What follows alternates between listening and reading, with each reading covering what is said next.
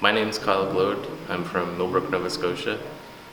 Sort of got introduced to everything through the Mi'kmaq Conservation Group and a project they had building traditional birch bark canoes.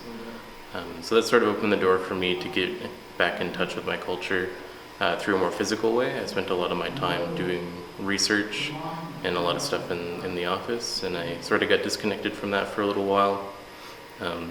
But found a real connection when I started working with my hands again. I've been trying to share that around, getting people out and building canoe paddles and trying to get involved in a more natural sense. Getting out and talking about emergency preparedness and emergency management has really opened my eyes to just how important it is and how fortunate we are on the East Coast that we don't have to deal with too many hazards. But I think it's still important for us to have those precautions in advance.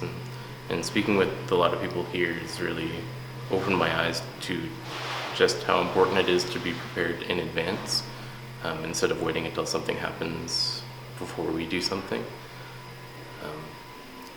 I find it can come off as really negative.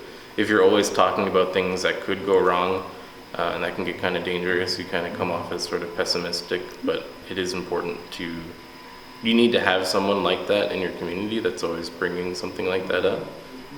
It's important to talk about those things in advance and not just wait until something goes wrong.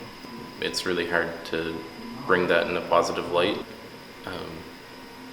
Maybe taking pride in being prepared, having a certain sense of accomplishment, getting something like that done in advance could be more positive than just always talking about the bad things. So really rewarding people and speaking positively when something does get done, instead of always just focusing on what could go wrong.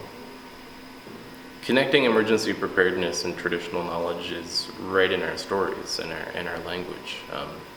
It's just something that's there. So like I talked about, like the time right around February, we talk about it being the full hunger moon, or the time of the full hunger moon, and it's literally right there in our language and the meaning of it. It's like if you don't hunt and gather enough at this time, you're going to be hungry. So I think if we look back to our stories and what our language tells us about the times of years and the different things that go on, it becomes really apparent exactly what we need to be prepared for.